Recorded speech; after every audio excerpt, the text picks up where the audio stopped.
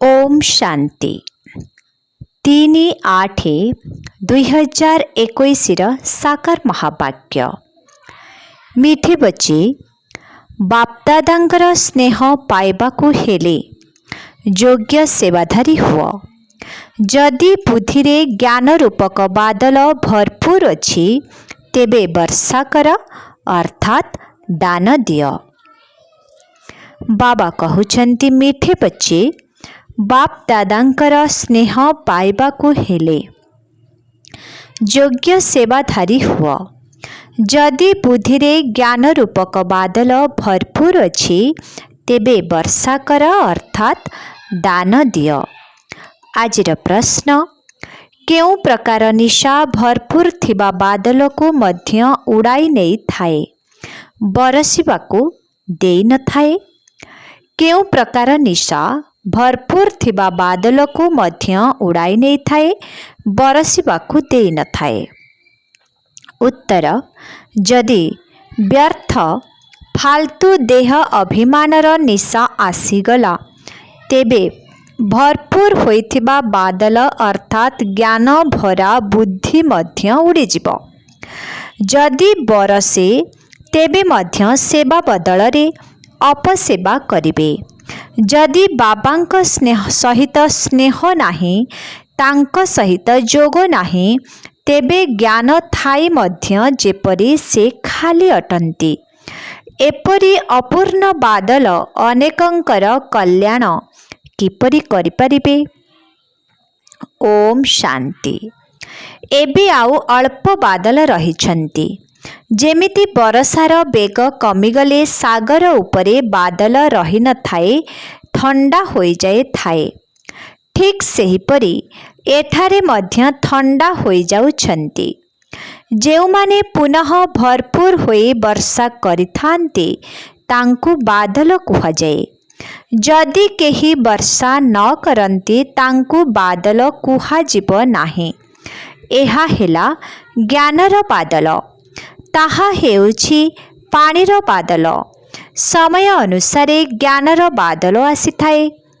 एठारु पुनः भरपूर होई जाई अन्य को सतेज करि थांती। बादल मध्य क्रमानुसारे रहिछंती। केही तो बहुत जोर रे वर्षा करि थांती। बादलर काम हेउछि वर्षा करिबा एवं झाउली पड़िथिबा चारा को सतेज करिबा। जहांक पाखरे संपूर्ण ज्ञान अछि से लुचि करि रही पारिबे नाही। तांकर बाबांक निर्देशनार मध्य आवश्यकता नाही, कारण से बादल अटंती। सेमाने आसुछंती ज्ञान रे भरपूर होई वर्षा करिबा पाए। जेउठी देखुछंती टांगरा भूमि अछि सेठारे जाई सबुजिमा करिबा आवश्यक। महारथी पिलामाने सबु सेवा केन्द्र भल भाबरे जानिछंती। केउ सेवा केन्द्र ठंडा होई जाइछि, केउ सेंटर रे पिलामानंक पाखको अधिक तोफान अर्थात विघ्न आसुछि। महारथी सेवाधारी पिलामाने एही कथा को भल भाबरे जानिछंती। बाबा मध्य सर्वदा कहिथांती, योग्य सेवाधारी संतान मानंकु मोर स्नेह संपन्न स्मृति देव। भल भल बादल सेवा पाई जाई थांती। प्रदर्शनी रे मध्य समस्ते समताल रे बुझाई न थांती। एहा ही हेउछि मुख्य कथा। गीतार भगवान निराकार परम पिता परमात्मा अटंती। साकारी श्रीकृष्ण नुहंती। बुझाइबा पाई बहुत भल पद्धति रहिबा दरकार। सारा दिन एही खियाल रहुजे समस्तंकु जाई जागृत करिबो। समस्ते घोर अंधकार रे पड़िछंती। समस्तंकु स्नेहर सहित बुझाओ जे दुई जन पिता रहिछंती। एक लौकिक पिता, द्वितीय पारलौकिक पिता। अविनाशी पारलौकिक पितांकु ही पतित पावन कुहाजाए। एबे तुम मानंकु बुद्धि मिलिछि। दुनियार मनुष्य देखिबाकू आकर्षण युक्त हेले भी पत्थर बुद्धि अटंती। बाबा स्वयं कहउछन्ति मोती साधु मानंकर मध्य उद्धार करबाकू पड़िबो। साधु माने मध्य रचयिता और रचना को जानि नाहंती। सत्य जुग ठारू पुणी एही ज्ञान लुप्त प्राय होई जाइछि, किंतु ए कथा केही हेले जानि नाहंती। शास्त्र रे एही ज्ञान नाही, एहा द्वारा कहार सद्गति होई पारिबो नाही।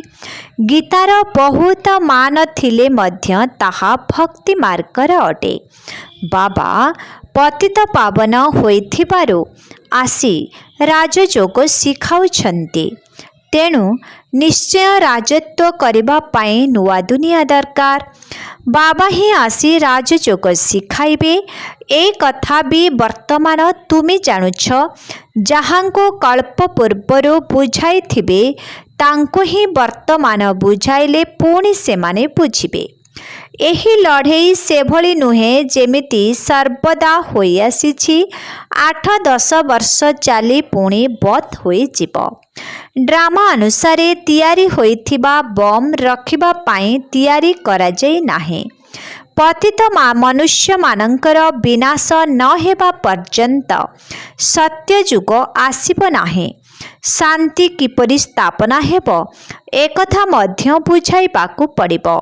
शांति स्थापना करिबा अर्थात श्रेष्ठाचारी दुनिया गढ़िबा, एहा तो केवल एकमात्र बाबांकर ही कार्य अटे।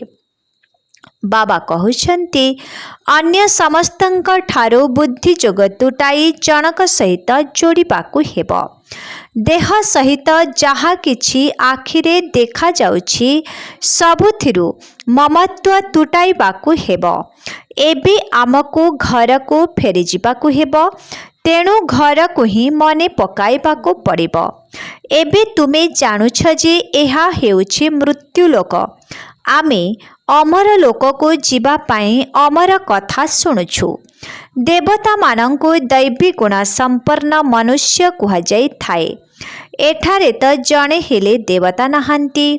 कृष्णंक पाई मध्य केते ग्लानिर कथा लिखि देइछन्ति, किछि हेले भी सठिक भावरे बुझी पारु नहांती। एबे तुम पिलामानंकु भल भावरे पुरुषार्थ करी दैवी गुण धारण करिबाकू हेबो। दैवी गुण काहाको कुहा जाए एकथा मध्य बुझाई दिया जाइछि। संपूर्ण निर्विकारी निश्चित हेबाकू पड़िबो। एहा हेउछि मुख्य प्रथम गुण। सबु स्थान रे मंदिर मानंकरे तुमे देखिबो जे पवित्र देवता मानंक सम्मुखरे अपवित्र मानव मुंड नुआई थांती। सत्य जुगरे समस्ते पवित्र, पुणे सेठारे मंदिर रहिबो नाही। पुणे जेबे पूजारी हेउछन्ति तेबे मंदिर तैयारी करुछन्ति। जो माने पवित्र थिले सेही माने ही पतित होई जाइछन्ति। एहा हेउछि बहुत जन्मर शेष जन्म। बाबा कहउछन्ति एही पुराणा दुनिया और पुराणा शरीर को मध्य भूलिबाकू पड़िबो। एही पुराणा दुनिया एबे समाप्त होई जिवो। एहा विनाश हेबा पाई समय लागिबो नाही। एही पुराणा दुनिया धन दौलत माल मिल्कियत बा स्थावर अस्तावर संपत्ति सबु चली जिवो। आउ अल्प दिन बाकी अछि। दुनिया रे केही जानि नाहंती जे एही पुराणा दुनिया शेष होई जिवो। तुमी शुणाउछ किंतु विश्वास मध्य आसीबा दरकार ना। जेबे भगवान बाज बोली बुझिबे तेबे बुद्धि रे रहिबो। बाबा तुम संतान मानंकु कहउछन्ति निजको आत्मा बोली भाबी मोते मने पकाओ। पिला माने जानिछन्ति जे अविनाशी पिता आमको राजयोग शिखाउछन्ति। से समस्त आत्मा मानंकर पिता अटन्ति। आमे समस्ते हेले भाई भाई। स्वर्गरे सबु ब्रदर्स अर्थात भाई माने सुखी थिले। कली जुगरे सबु आत्मा माने दुखी होई जाइछन्ति। सबु आत्मा माने नरकवासी अटन्ति। केवल आत्मा तो रहिबो नहीं ना, शरीर मध्य दरकार। एबे तुम मानंकु आत्म अभिमानी हेबाकु पड़िबो। एथिरे ही परिश्रम रहिछि। एहा माउसी घर कथा नुहे। एही आत्म अभिमानी अवस्था सेतेबेले परिपक्व हे जिवो जेतेबेले बुद्धि रे प्रथमे एही निश्चय आसीबो जे परम पिता परमात्मा आमको पाठ पढ़ाउछन्ति। शिव बाबा एही ब्रह्मांक शरीर माध्यम रे पढ़ाइबाकू आसुछन्ति। आमे मध्य शरीर द्वारा शुणी धारण करुछु। संस्कार अनुसार ही गोटिए शरीर छाड़ी आउ गोटिए शरीर धारण करि थांती। जेपरी बाबा योद्धा मानंकर उदाहरण देउछन्ति। लड़ेईर संस्कार ने चली गले पुणी से ही सैन्य बाहिनी रे जोग दे थांती। एबे बाबांक संस्कार विषय रे भी तुमे जानिछ जे निराकार अविनाशी बाबांक पाखरे केउ संस्कार अछि। से मनुष्य सृष्टिर बीजरूप अटंती। पतित पावन ज्ञानर सागर अटंती। सिए ही आसी समस्तंकु पावन कराइबे। बाबा कहउछन्ति मोती मने पकाइले तुमर जन्म जन्मांतरर विकर्म विनाश होई जिवो। नचेत बहुत दंड भोग करिबाकू पड़िबो। किछि हेले श्रेष्ठ पद मिलिबो नाही। एबे पिलामाने जानिछन्ति जे बाबा आमको सहज रास्ता बताउछन्ति एवं कहउछन्ति मनमना भव। गीतारे मध्य एही अक्षर रहिछि किंतु एहार अर्थ बुझु नाहंती। बाबा कहउछन्ति मोते ही केवल मने पकाओ। देह सहित देहर सब धर्म को छाड़ी निजको आत्मा बोली भावी परम पिता परमात्मा को मने पकाओ। याद को ही जोग अग्नि कहा जाउछि। जोग सर्वसाधारण अक्षर अटे। गीतारे मध्य अछि किंतु केवल कृष्णंक नाम लेखि देई घोर अंधकार करि देइछन्ति। एबे तुमे बुझाइले कहउछन्ति एहा तुमर कल्पना अटे। तांको किछि भी जଣା पड़ु नाही। तांको तो संपत्तिर अधिकार नेबार नाही। प्रथमे एहा बुझंतु जे ये अनादि अविनाशी बाबा पिता शिक्षक ओ सतगुरु अटंती। से आमको पाठ पढ़ाउछन्ति। एहा संपूर्ण निश्चय हेबा आवश्यक। नुआ लोक मानंकर निश्चय आसीजिवो। एहा कष्टकर अटे। केही केही नुआ माने मध्य बुद्धिमान होइथिले बुझी जानती। केतेक आत्मा एठाको आसीबाकू मध्य चाहू नाहंती। किछि हेले बुझु नाहंती। टिकिए हेले भी तांको बुद्धि रे आसु नाही। एते ढेर बिके अछंती। निश्चय एमानंकु बाबांक ठारू स्वर्गर संपत्ति मिलिथिबो। एहा एक परिवार। एहार नाम ही लेखा जाइछि ब्रह्मा कुमार कुमारी माने। तेणु परिवार हेला ना।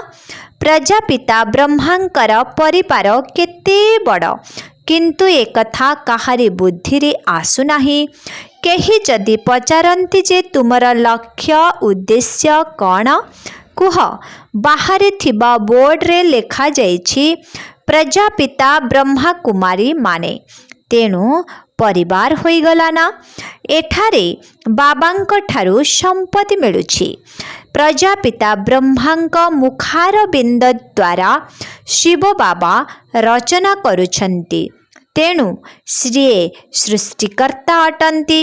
तेबे स्वर्ग रचना करुथिबारु निश्चय पिलामानंकु स्वर्गर संपत्ति देबे। तेणु एहा परिवार हेला ना। पिता पुत्र कन्या ओ दादा अर्थात जेजे बापा अछन्ति। ब्रह्मा ओ शिव मध्य अछन्ति। से हेले रचयिता। जदि शिव निराकार हेले तेबे सीए पिला मानंकु संपत्ति किपरि देबे। शिव बाबा ब्रह्मांक द्वारा ही संपत्ति देउछन्ति। एही कथा को भल भाबरे बुझाइबा दरकार। କୁହ, ଏହା ତୁମର ପିତାଙ୍କର ଘର। ଏହାକୁ ରୁଦ୍ର ଜ୍ଞାନ ଯଜ୍ଞ କୁହାଯାଉଛି। ଆମେ ବ୍ରାହ୍ମଣ ଅଟୁ। ବାବାଙ୍କ ବ୍ୟତୀତ ଆଉ କେହି ରାଜଯୋଗ ଶିଖାଇ ପାରିବେ ନାହିଁ। ଗୀତାରେ ମଧ୍ୟ ଅଛି ନା, ମନ୍ମନା ଭବ ଅର୍ଥାତ୍ ମୋତେ ମନେ ପକାଅ। ତେଣୁ ଆମେ ସେହି ବାବାଙ୍କୁ ହିଁ ମନେ ପକାଉଛୁ। ଭକ୍ତି ମାର୍ଗରେ ଗାୟନ କରିଥାନ୍ତି ଯେ, ବାବା ଆପଣ ଆସିଲେ ଆମେ ସମର୍ପଣ ହୋଇ ଏକମାତ୍ର ଆପଣଙ୍କର ହୋଇଯିବୁ। ଆମେ ଆତ୍ମାମାନେ ଏହି ଦେହକୁ ଛାଡ଼ି ଆପଣଙ୍କ ସାଥିରେ ଚାଲିଯିବୁ। ଆପଣଙ୍କର ହେଲେ ନିଶ୍ଚୟ ଆପଣଙ୍କ ସାଥିରେ ମଧ୍ୟ ଯିବୁ। ନିର୍ବନ୍ଧ ହେଲେ ସାଜନ ସଜନୀକୁ ସାଥିରେ ନେଇଯାଇଥାନ୍ତି ନା। ଏହି ଶିବ ସାଜନ ମଧ୍ୟ କହୁଛନ୍ତି, ମୁଁ ତୁମକୁ ଏହି ଦୁଃଖରୁ ମୁକ୍ତ କରି ସୁଖଧାମକୁ ନେଇଯିବି। ପୁଣି ତୁମେ ନିଜ ନିଜର ପୁରୁଷାର୍ଥ ଅନୁସାରେ ଯାଇ ରାଜ୍ୟ କରିବ। ଯିଏ ଯେତେ ଜ୍ଞାନ ଧନ ଧାରଣ କରିବେ, ସିଏ ସେତେ ଉଚ୍ଚ ପଦ ପାଇବେ। ଛୋଟ ଛୋଟ କୁମାରୀମାନେ ମଧ୍ୟ ସେବା କରୁଛନ୍ତି। ତାଙ୍କୁ ହିଁ ପ୍ରଖ୍ୟାତ ବିଦ୍ୱାନ ପଣ୍ଡିତ ଆଦିଙ୍କୁ ବୁଝାଇବାକୁ ହେବ। ଏଥିପ୍ରତି ଆଗ୍ରହ ରହିବା ଆବଶ୍ୟକ। କୁସ୍ତିରେ ବଡ଼ ବଡ଼ ଚ୍ୟାଲେଞ୍ଜ ଦେଇଥାନ୍ତି ଯେ, ଏହାଙ୍କ ସାଥିରେ ଆମେ ଲଢ଼ିବୁ। ସେହିପରି ଯୋଗ୍ୟ ସେବାଧାରୀ ପିଲାମାନେ ଆରାମରେ ଶୋଇବା ଅନୁଚିତ। ଆରାମ ହାରାମ ଅଟେ। ଯିଏ ବି ନିଜକୁ ମହାରଥୀ ବୋଲି ଭାବୁଛନ୍ତି, ସେହି ସନ୍ତାନମାନେ ସୁଖରେ ଶୋଇବା ଅନୁଚିତ। ସେବା ପାଇଁ ଭ୍ରମଣ କରିବା ଉଚିତ। ଆଜିକାଲି ବାବା ପ୍ରଦର୍ଶନୀ ବହୁତ କରାଉଛନ୍ତି। ବଡ଼ ଲୋକମାନଙ୍କ ପାଖକୁ ନିମନ୍ତ୍ରଣ ପଠାଇ ଦିଅ। ଏବେ ନ ହେଲେ ସେମାନେ ପଛରେ ଆସିବେ। ସାଧୁ ସନ୍ଥ ମହାତ୍ମା ଯେ କେହି ବି ହୁଅନ୍ତୁ, ସାଧୁ ସନ୍ଥ ମହାତ୍ମା ଯେ କେହି ବି ହୁଅନ୍ତୁ, ସମସ୍ତଙ୍କୁ ଜାଗ୍ରତ କରାଅ।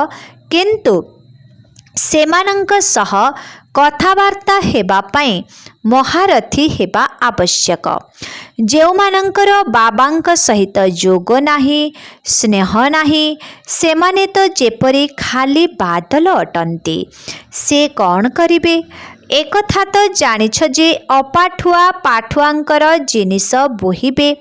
ପ୍ରତ୍ୟେକ ନିଜକୁ ବୁଝିପାରିବେ, ମୁଁ କେଉଁ ପର୍ଯ୍ୟନ୍ତ ପାଠ ପଢ଼ୁଛି, ସେବା କରି ଦେଖାଉଛି। ଭରପୁର ବାଦଲ ଯଦି ବର୍ଷା ନ କରେ, ସେ ବାଦଲ କେଉଁ କାମର? ପ୍ରତ୍ୟେକ ନିଜେ ବୁଝିବା ଦରକାର। ବ୍ୟର୍ଥ ଦେହ ଅଭିମାନର ନିଶାରେ ରହିଲେ ସବୁବେଳ ପାଇଁ ଉଚ୍ଚ ପଦ ହରାଇବେ।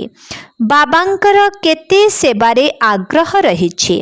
ସରକାରଙ୍କୁ ବୁଝାଇବା ଦରକାର ଯେ, ଆମକୁ ଏକ ହଲ୍ ଦିଅ, ଯେଉଁଠି ଆମେ ରୁହାନୀ ସେବା କରି ମନୁଷ୍ୟମାନଙ୍କୁ ଦେବତା କରାଇବୁ।